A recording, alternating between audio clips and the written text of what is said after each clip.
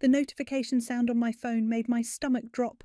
Another family group chat message at 11:47 p.m. on a Tuesday. I already knew what it would be before I opened it. Trinity, we found the perfect beach house for our summer vacation. Look at these photos. The kids are going to love the pool. Can you handle the booking? We're thinking 2 weeks in July. Love you. My name is Trinity Edwards and I'm 32 years old. I make good money as a marketing analyst, live alone in a decent apartment, and according to my family, I exist solely to fund their dreams. The photos kept coming. A sprawling beachfront rental with a private pool, hot tub, and what looked like enough bedrooms for a small hotel. My sister Sierra had clearly spent hours researching this place. OMG, Mom, look at the game room. Turner, the girls would go crazy for that swing set. Ah, the kitchen is gorgeous, perfect for our big family dinners. Trinity, the total is $8,400 for 2 weeks. That's practically nothing split between all of us. I stared at that number. $8,400. My throat tightened as I scrolled through message after message of my family, planning their perfect vacation with my money. My phone buzzed with a call. Mum. Trinity, honey, did you see the house? Isn't it just perfect? Mum, it's almost midnight. I know, but I'm so excited. The girls have been asking about a beach trip all year, and Sierra found this gem. You can book it tomorrow, right? We don't want someone else to snatch it up. I rubbed my temples. $8,000 is a lot of money. Oh, sweetie, don't be dramatic. You make more than that in a month. Besides, it's for family. You know how hard things have been for Sierra and Turner since he got laid off. Turner had been laid off 6 months ago. From what I could tell, he spent most days playing video games while Sierra posted inspirational quotes on Facebook about being a boss babe without actually working. Mum, I just paid for Christmas for everyone and Emily's birthday party. And Trinity Edwards, I cannot believe you're being so selfish right now. This is about making memories with your family. Your nieces barely see their aunt because you're always working. Don't you want to spend time with us? The guilt hit like a physical weight. It always did. It's not about not wanting to spend time. Then what's the problem? Book the house, Trinity. We're counting on you. The line went dead. I sat there holding my phone, feeling that familiar mix of anger and obligation churning in my stomach. This was the pattern. They'd find something they wanted, present it as a family necessity, and I'd pay. Always me. Never my parents with their mysterious fixed income, or Sierra with her endless excuses. My phone buzzed with a text from my best friend Fatima. Girl, you still up? Saw your location hasn't moved in hours. You okay? I called her immediately. Let me guess, Fatima said before I could speak.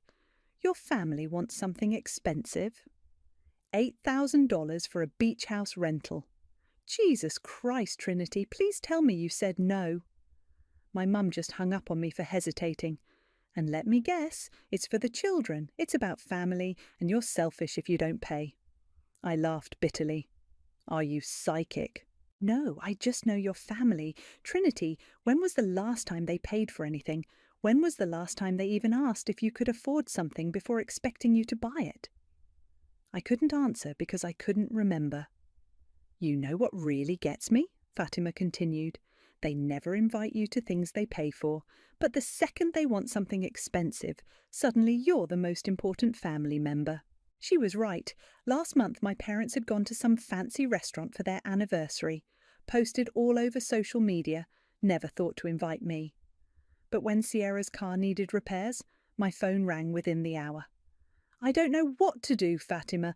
If I say no, I'm the terrible daughter who doesn't care about family.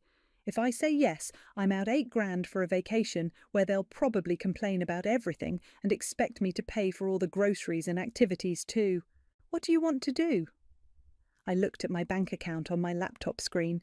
I'd been saving for a down payment on a condo, had been for 3 years. Every time I got close to my goal, some family emergency would drain my savings. I want to disappear, I whispered. So do it. What? Trinity, what if you just didn't? What if for once in your life you put yourself first? The idea was terrifying and thrilling at the same time. The next morning, my phone was already buzzing before my alarm went off. 7 missed calls from Mum, 12 unread messages in the family group chat. Trinity, we need to book this house today. The owner said someone else is interested. Seriously, Trinity, just book it. We can figure out payment later. The girls are already telling their friends about the beach trip. Don't disappoint them. I was pouring coffee when my phone rang again. Sierra this time. Trinity, what the hell? Mum said you're being difficult about the house. Good morning to you too, Sierra. Don't get sassy with me. We found the perfect place and you're dragging your feet. Just book it. It's $8,000. So, you have it? That's not the point. What is the point then? That you don't want your family to be happy? That you'd rather hoard your money than make memories with your nieces? I set my coffee down harder than necessary. Sierra, when was the last time you paid for anything for this family? Excuse me, I'm a full-time mum. That's a job, Trinity. Just because I don't sit in an office all day doesn't mean I don't contribute. When was the last time you paid for dinner when we all went out, or bought Christmas presents, or... I can't believe you're keeping score. That's so petty. We're family, Trinity. Family helps each other. Funny how the help only goes one direction. The line went quiet for a moment. Then Sierra's voice came back, sharper. You know what? Fine, be selfish. But when Emily and Nora ask why Aunt Trinity doesn't love them enough to take them on vacation, I'll tell them the truth. She hung up. My hands were shaking as I stared at my phone. Using the kids as weapons was a new low, even for Sierra. Within an hour, Dad called. Trinity, your mother is very upset. Hi, Dad. She's been crying all morning, says you don't want to spend time with family anymore. That's not what I said. Then what's the problem? It's just money, honey. You can't take it with you. Dad, it's $8,000. That's a lot of money. Not for you. You make good money. Your mother and we're on a fixed income. Sierra's got the kids to think about. You're the only one who can afford this. What about the money you inherited from Grandma last year? Silence. Dad, that money is for emergencies, Trinity. This is different. This is about family bonding. So my money isn't for emergencies, just for whatever you guys want? Don't be dramatic. Look, just book the house. We'll pay you back when we can. When have you ever paid me back? Trinity Edwards, I'm disappointed in you. This isn't how we raised you. Family comes first, always. After he hung up, I sat in my kitchen feeling like I was drowning. The guilt was suffocating. Maybe I was being selfish. Maybe this was what family meant, sacrifice, giving, putting others first. My phone buzzed with a text from an unknown number. Then I realised it was Emily, my 10-year-old niece, texting from Sierra's phone. Aunt Trinity, Mommy says you don't want to go to the beach with us. Did I do something wrong? I love you. I actually gasped out loud. They were using a child to manipulate me, a child who thought she'd done something wrong. I called Fatima immediately. They're using Emily, I said without preamble. What do you mean? I read her the text. Fatima was quiet for a long moment. Trinity, that's emotional abuse. They're manipulating a child to manipulate you. But what if Emily really thinks? Emily thinks whatever Sierra tells her to think. This isn't about Emily, Trinity. This is about control. I feel sick. Good. You should feel sick. What they're doing is sick. I walked to my laptop and pulled up my banking app. My savings account showed 12,140 centipoints. 3 years of careful saving, skipping dinners out, buying generic groceries, driving my old car instead of getting something newer. Fatima, what if I just paid the deposit, just to buy myself some time to think? Trinity, no. The second you pay anything, they'll know they've won. They'll know they can use Emily against you. But my finger was already hovering over the transfer button. The guilt was eating me alive. What if I book it, but what if something happened to the booking later? What do you mean? I mean, what if I booked it now to get them off my back, but then... I don't know. What if the booking got cancelled somehow? Fatima was quiet. Then, Trinity, are you thinking what I think you're thinking? I don't know what I'm thinking. Because if you are, I'm here for it. I'm so here for it. I transferred the deposit, $2,100. My stomach churned as I hit send, but for the first time in years I felt something else too. Power. The family group chat exploded the moment the booking confirmation went through. OMG Trinity, you're the best! The girls are going to flip! I knew you'd come through, honey. You always do. Aunt Trinity is the coolest. Can't wait for the beach. Already looking at restaurants nearby? This is going to be amazing! I stared at the messages flooding in. Not one thank you, just excitement about what they were getting. My phone rang, Mum again. Trinity, I'm so proud of you for doing the right thing. Now, we need to talk about groceries and activities. Sierra found this dolphin tour that's only $200 per person. Mum, I just paid over $2,000. I know, sweetie, but we want this to be special. The girls have never seen dolphins. So you want me to pay another, $1,400 for a dolphin tour? It's an investment in memories, Trinity. Besides, you know Turner's been out of work. I hung up and immediately called Fatima. They want more money already. Of course they do. How much? $1,400 for some dolphin tour, and that's just the beginning. You know they'll want me to pay for every meal, every activity, every souvenir. Trinity, listen to me. How much would this whole vacation actually cost you? I grabbed a pen and started calculating. The house was $8,000, food for 7 people for 2 weeks, probably another $1,000. Activities, gas, restaurants. Jesus, Fatima, this could easily hit $12,000. $12,000 for a vacation you didn't even want to go on. When you put it like that, I'm putting it exactly like that. Trinity, what's your down payment goal? $15,000. And how much do you have saved? $12,800. Well, $10,700 now. So they want you to spend almost everything you've saved for 3 years on their vacation. The reality hit me like a truck. Oh my God! Yeah, oh my God is right. That afternoon I did something I'd never done before. I drove to an open house, a small condo about 20 minutes from my apartment. Nothing fancy, but it had a balcony overlooking a little pond, and the mortgage would be less than my current rent. The realtor, a friendly woman named Janet, showed me around. First time buying? Yeah, I've been saving for years. Well, you're in luck. The seller is motivated.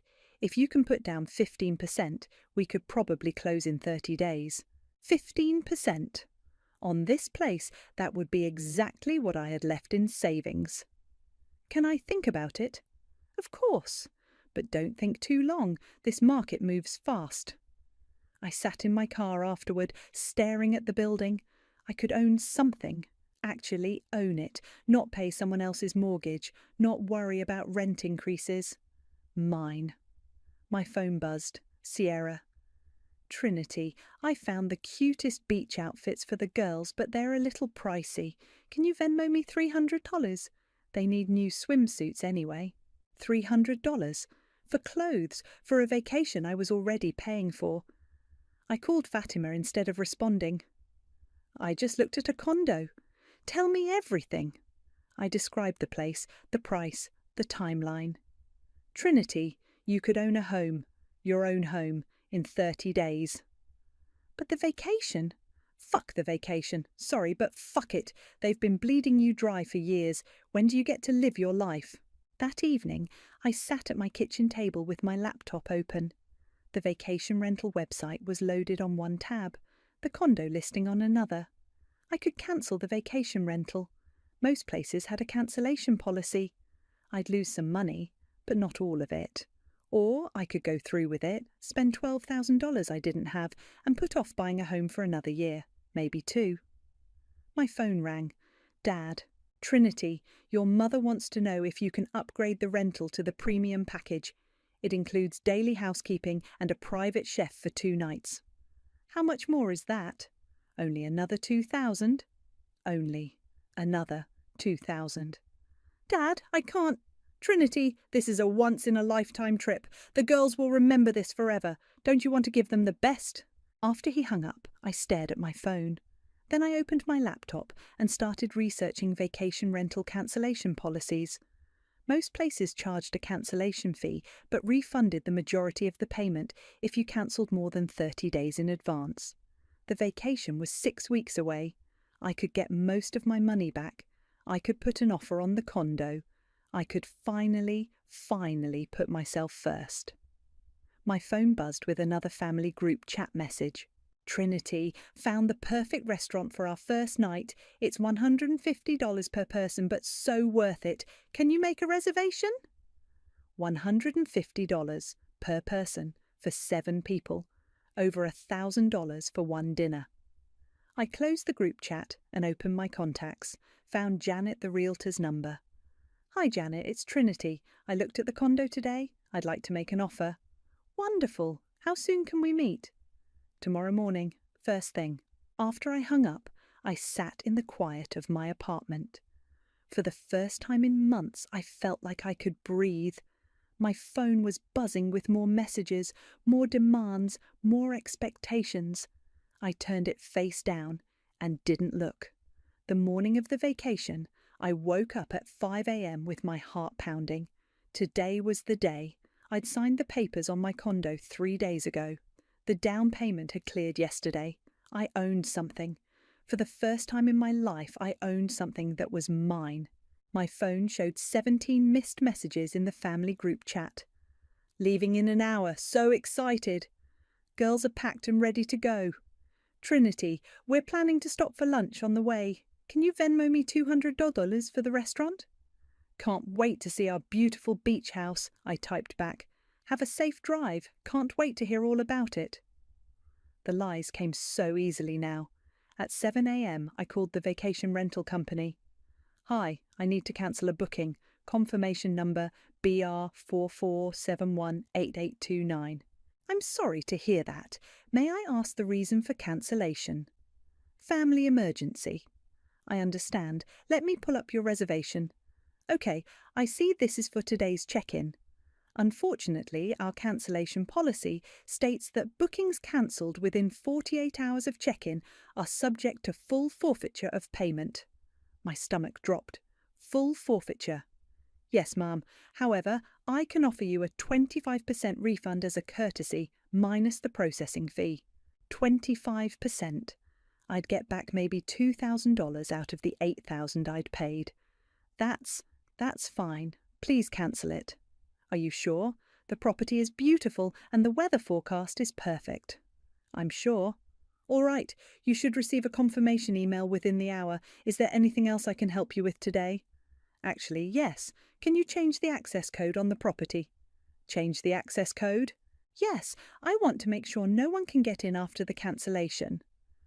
Well, that's unusual, but yes, I can update the system. The old code will be deactivated immediately.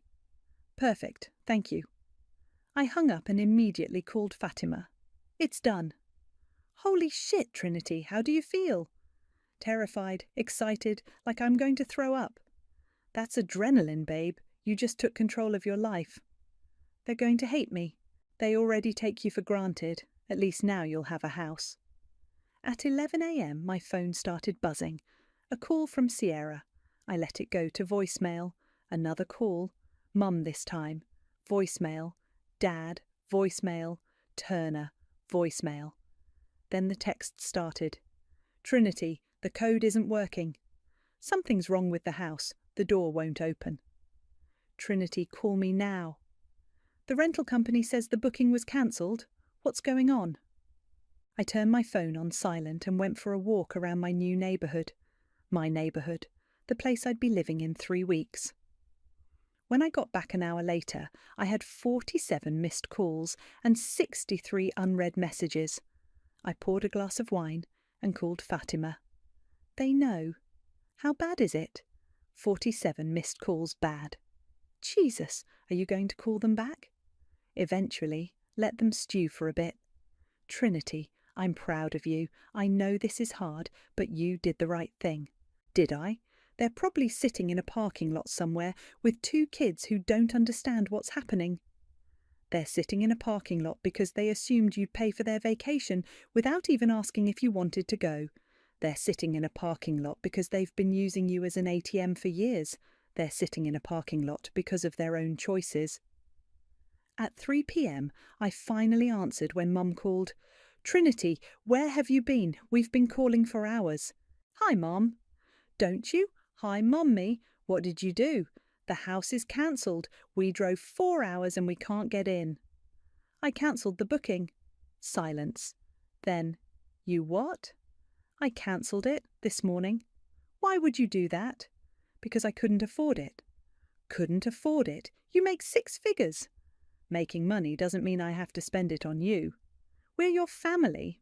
"Family doesn't use children to manipulate each other. Family doesn't demand thousands of dollars and then ask for more. Family doesn't treat one person like a personal bank account."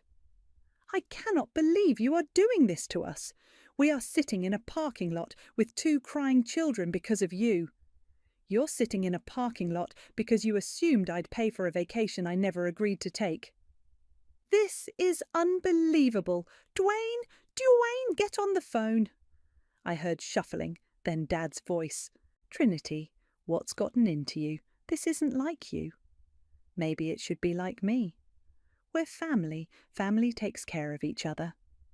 "When have you taken care of me, Dad? When have any of you ever paid for anything for me?"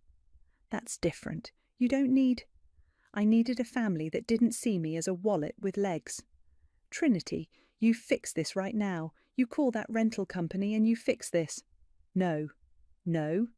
No. I'm not fixing this. I'm not paying for this. I'm done." "You're done? You're done with your family?" "I'm done being used." I hung up. My phone immediately started ringing again. I turned it off completely. For the first time in years, my apartment was completely quiet. No demands, no guilt trips, no manipulation, just silence. And for the first time in my adult life, that silence felt like freedom. I kept my phone off for 6 hours. When I finally turned it back on at 9 p.m, it immediately started buzzing like an angry wasp. 89 missed calls, 147 text messages. The first voicemail was Mom crying. "Trinity, please call me back. The girls don't understand what's happening. Emily keeps asking if you're mad at her. Please, honey, just call me back." The second was Sierra screaming. "You selfish bitch! We had to drive 4 hours home. Turner had to take time off work for this. The girls cried the entire way back. I hope you're happy." The third was Dad, cold and controlled. "Trinity, your mother is having chest pains. We had to stop at an urgent care centre. I hope whatever point you're trying to make was worth it." My hands started shaking. Chest pains. What if Mum was having a heart attack? What if— My phone rang. Fatima. "Trinity, thank God. I've been worried sick. Are you okay?" "Dad says Mum's having chest pains. They went to urgent care." "Trinity, listen to me. Your mother is not having a heart attack. She's having a manipulation attack." "But what if—" "No, stop. This is exactly what they want. They want you panicked and guilty and ready to fix everything. Don't fall for it." "But the kids are fine. They're disappointed, but they're fine. Kids are resilient. You know what's not fine? A 32-year-old woman being financially abused by her family." My phone buzzed with an incoming call. Sierra again. "I have to take this." "Trinity, don't—" I answered. "Trinity, Mum's in the hospital." "What?" Dad said urgent care. "They transferred her. Her blood pressure was through the roof. She's having tests done right now." My chest tightened. "Is she okay?" "We don't know. The doctors are running an EKG. This is all your fault." "Sierra, I'm sorry. I didn't mean—" "Sorry? Sorry? You ruined our vacation. You humiliated us. Turner's boss heard about this somehow, and now he's asking questions about Turner's family situation.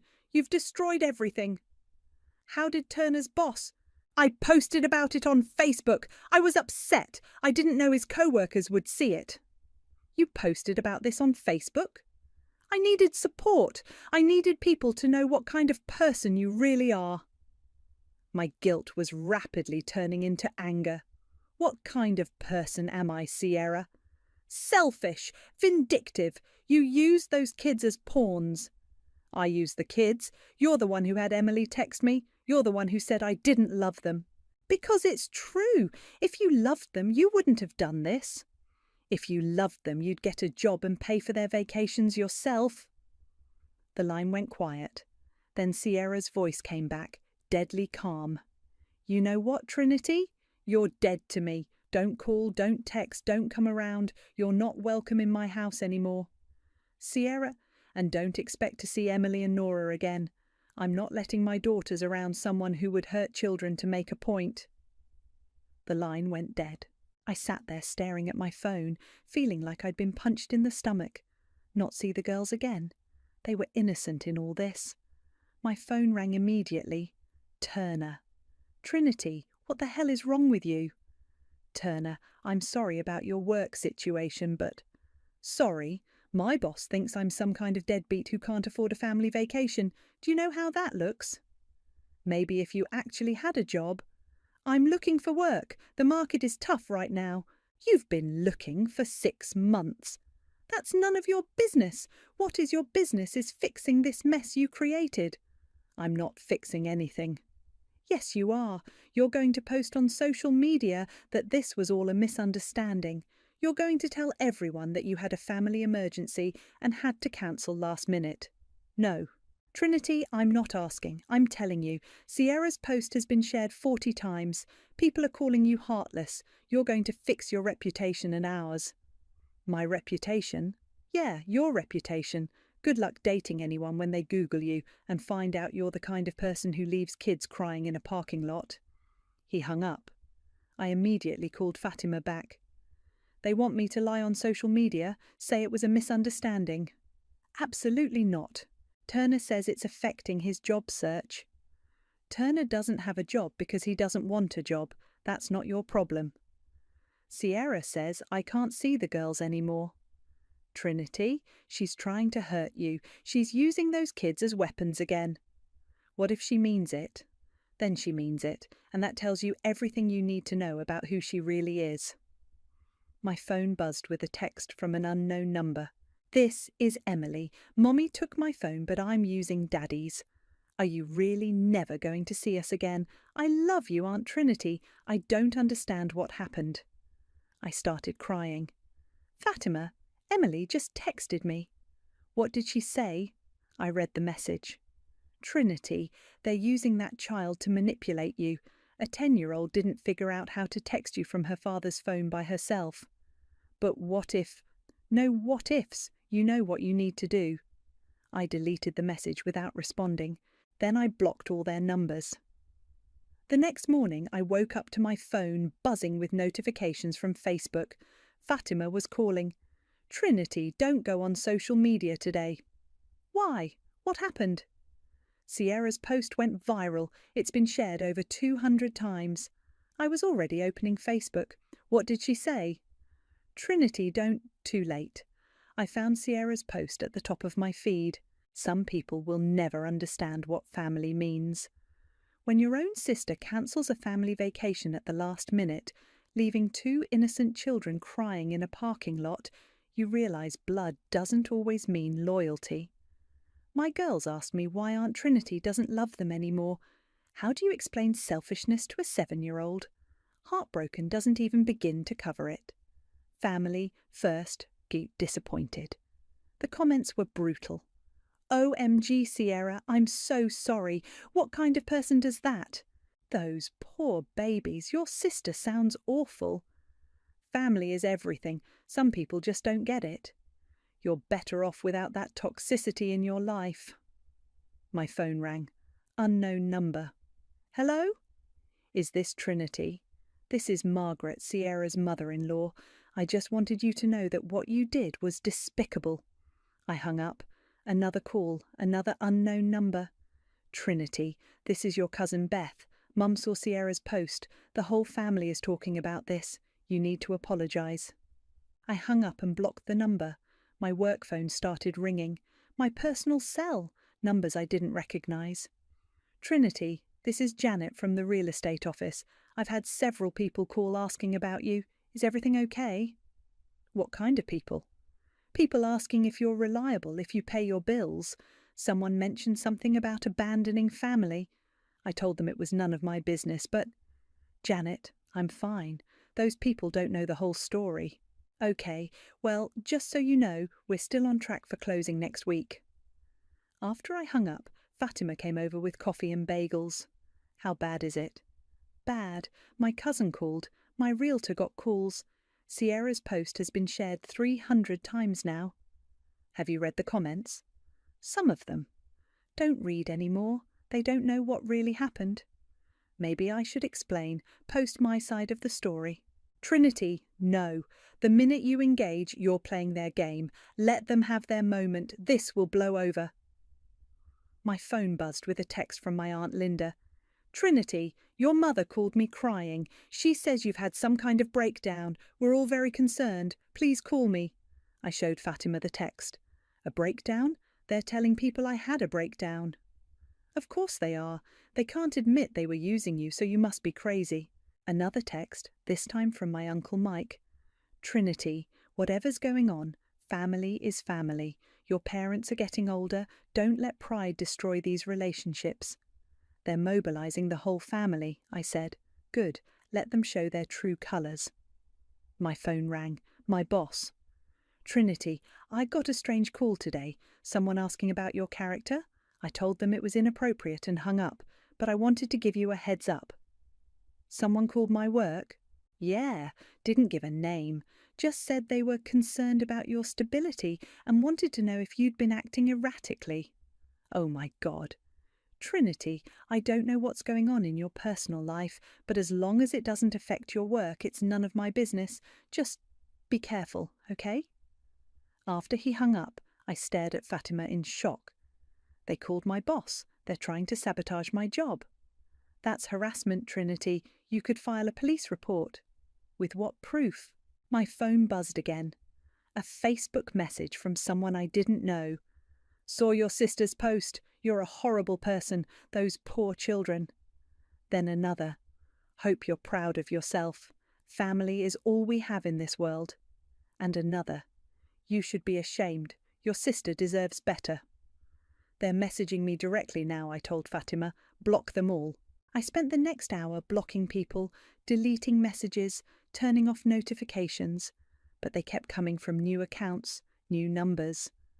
My doorbell rang. Fatima looked through the peephole. It's your neighbour, Mrs. Patterson. I opened the door. Mrs. Patterson, an elderly woman who lived across the hall, looked concerned. Trinity, dear, I hope you don't mind me asking, but I saw some posts online. People are saying terrible things about you. Mrs. Patterson, it's complicated. I'm sure it is, dear. I just wanted you to know that I've lived next to you for 3 years, and you've always been nothing but kind and respectful. Whatever happened, I'm sure you had your reasons. After she left, I broke down crying. One person, I sobbed to Fatima, one person who doesn't think I'm a monster. Trinity, the people who matter know who you are, the rest are just noise. My phone buzzed with a voicemail. I almost didn't listen, but the number looked familiar. It was Emily's voice, small and scared. Aunt Trinity, Mommy says you don't want to talk to us anymore. She says you're sick and need help. I just want you to know I love you, and I hope you feel better soon. I threw my phone across the room. They're coaching her, I whispered. They're making that little girl think I'm sick. Fatima picked up my phone and handed it back to me. Trinity, this is war now. They're not going to stop until they destroy you or you surrender. Which is it going to be?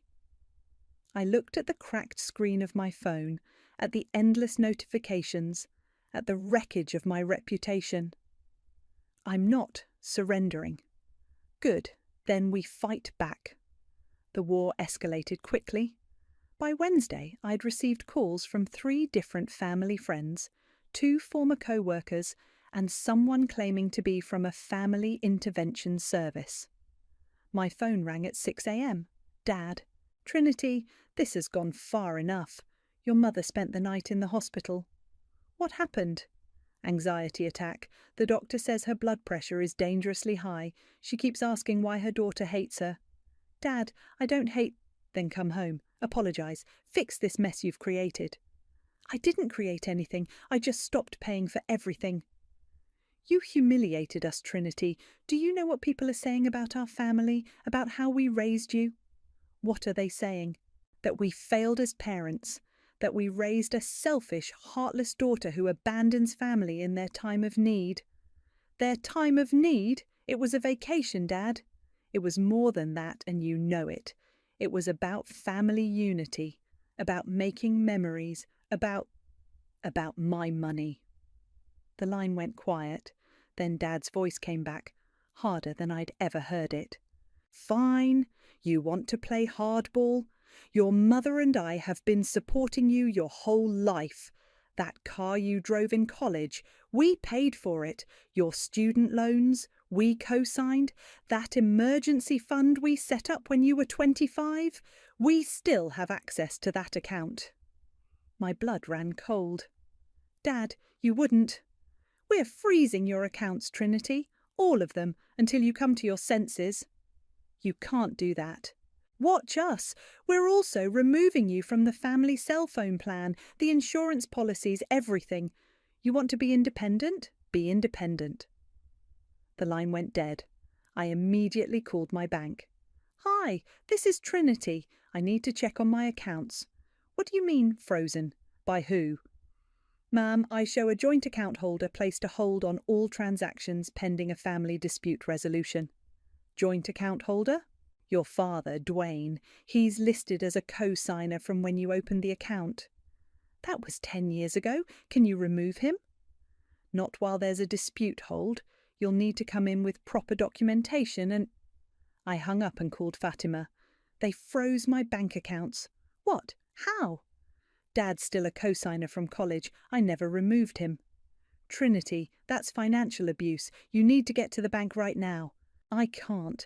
I don't have access to my car insurance anymore either. They cancelled everything. I'm coming to get you.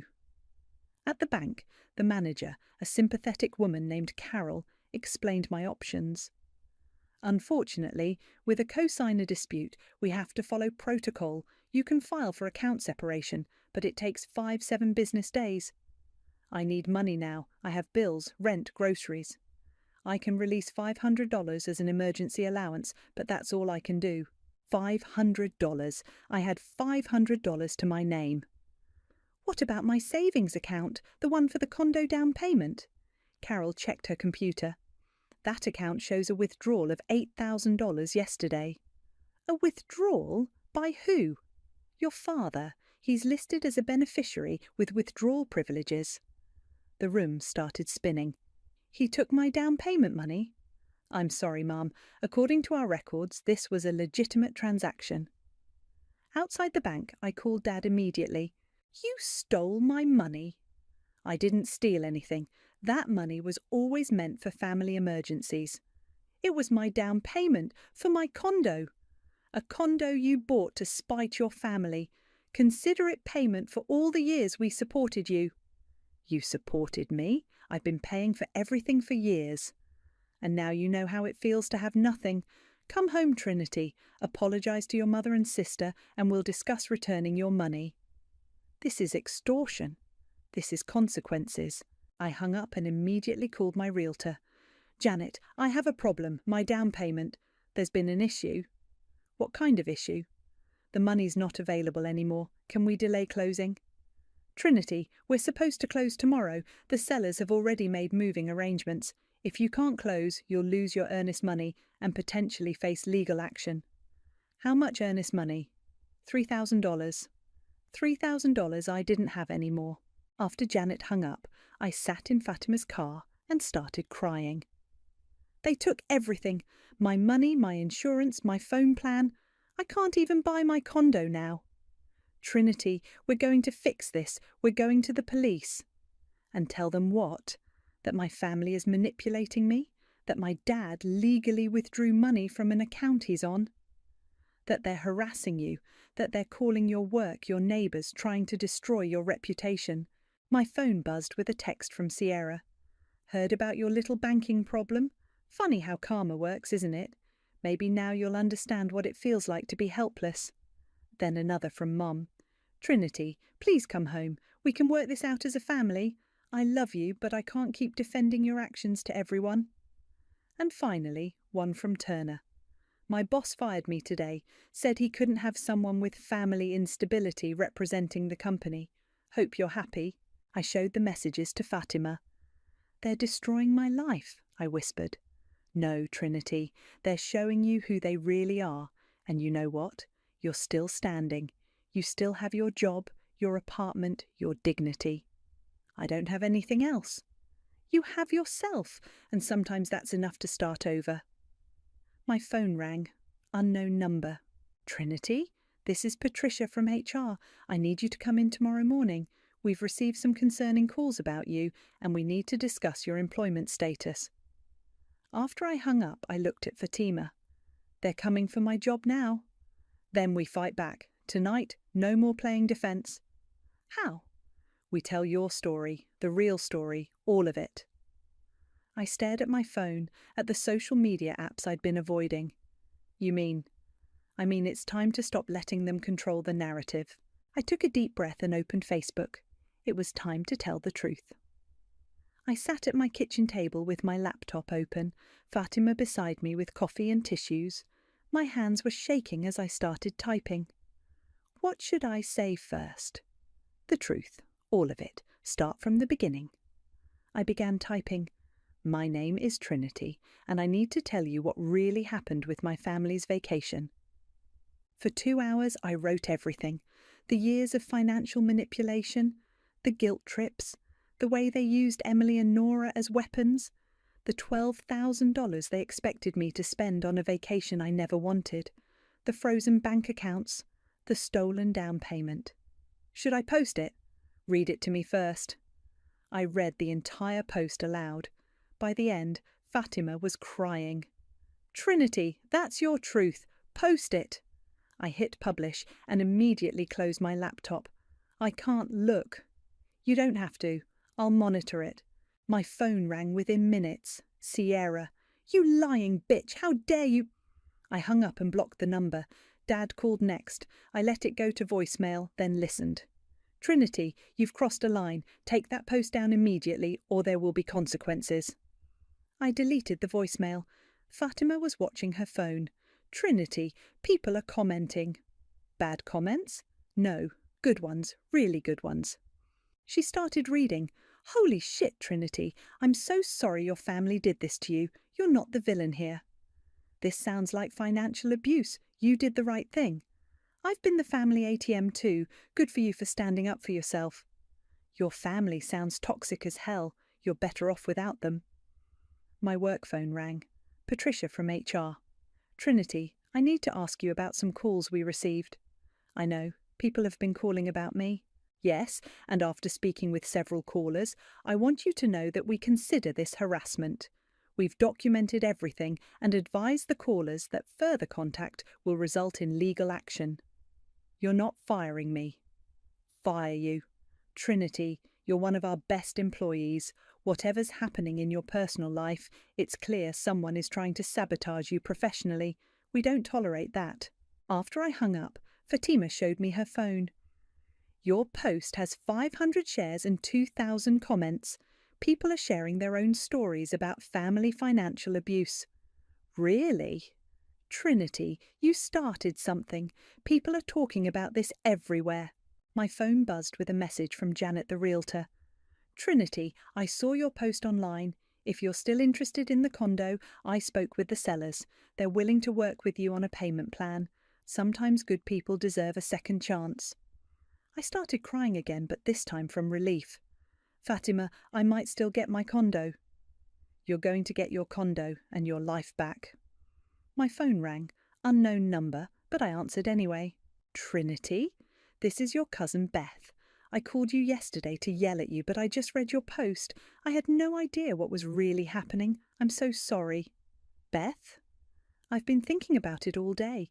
Your parents did the same thing to my mum when we were kids. Made her pay for everything, then acted like she owed them. I should have realised. It's okay. No, it's not. I'm calling everyone who saw Sierra's post. This needs to be corrected. Throughout the evening, my phone kept ringing. Apologies from family friends, support from strangers. Even Mrs. Patterson from across the hall knocked on my door with homemade cookies. I saw your story online, dear. You're very brave. At 10 p.m, my phone buzzed with a text from an unknown number. Aunt Trinity, this is Emily. I'm at my friend's house and saw your post on her mum's computer. I understand now. I love you, and I'm sorry Mommy and Grandma were mean to you. You're not sick. I showed Fatima the message. That kid figured out how to contact you on her own this time. Should I respond? What does your heart tell you? I texted back, I love you too, Emily. You did nothing wrong. Take care of yourself and Nora. The next morning I went to the bank. Carol, the manager, was waiting for me. Good news, Trinity. Your father called this morning. He's releasing the hold on your accounts and returning the withdrawn funds. He is? Apparently he's received quite a few phone calls since last night. Something about a social media post. I walked out of the bank with my life back. My money, my dignity, my future. Fatima was waiting in the parking lot. How does it feel? Scary, free, like I can breathe again. Your family's going to try to come back eventually, when they need money again. I know, but I won't be there. My phone buzzed with one final message. From Mum. I hope you're happy now. I looked at the message for a long moment, then typed back, I am. And for the first time in years, I meant it. I deleted her number and drove to my new condo to sign the papers. The price was steep, but it was mine to pay.